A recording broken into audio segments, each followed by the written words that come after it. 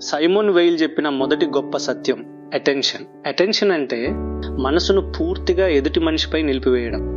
ఎవరో ఒకరు బాధలో ఉన్నప్పుడు వెంటనే సలహా ఇవ్వాల్సిన అవసరం లేదు. వారి మాటలను ప్రశాంతంగా వినడం అదే చాలిస్తుంది. సైమన్ వెయిల్ చెప్పింది, నువ్వెవరికైనా పూర్తిగా అటెన్షన్ ఇస్తే అదే నిజమైన ప్రేమ. ఆ మాటలోని లోతు అర్థం చేసుకో.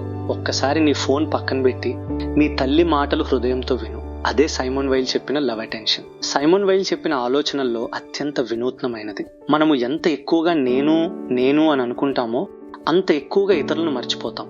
నేను అనే భావం తగ్గినప్పుడు ఇతరుల బాధ స్పష్టంగా కనిపిస్తుంది. ఇది కేవలం బుద్ధిసం కాదు, ఇది సైమన్ వెయిల్ ఆలోచన. తనను తాను తగ్గించుకోవడం అదే అసలైన ప్రేమ. ప్రేమ అంటే అడగడం కాదు, ఇవ్వడం. తన కోసం కాదు, ఎదుటివారి కోసం జీవించడం అదే అసలు జీవితం.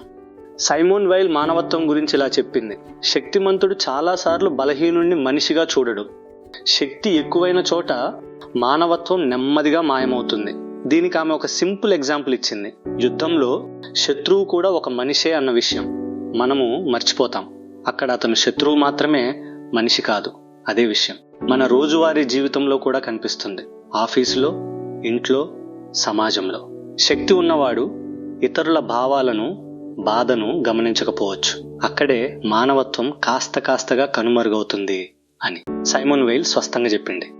రెండవ ప్రపంచ యుద్ధ సమయంలో సైమన్ వెయిల్ ఏమి చేసింది? తన అసలు గుర్తింపును దాచుకోవచ్చు, సురక్షితంగా ఉండొచ్చు, కానీ ఆమె దాచలేదు.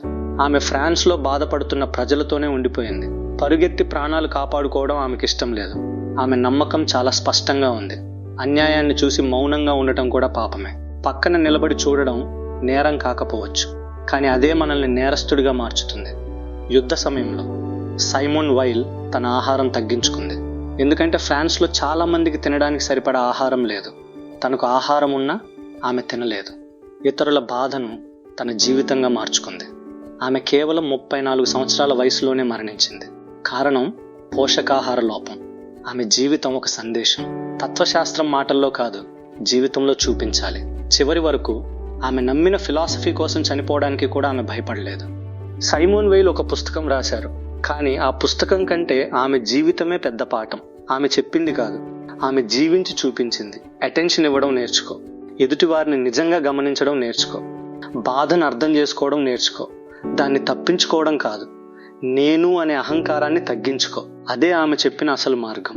వినడానికి ఇది చాలా సులభం, కానీ జీవించడానికి చాలా కష్టం. కానీ సైమన్ వెయిల్ జీవించి చూపించింది. అందుకే ఆమె నేటికి గుర్తుండిపోయింది.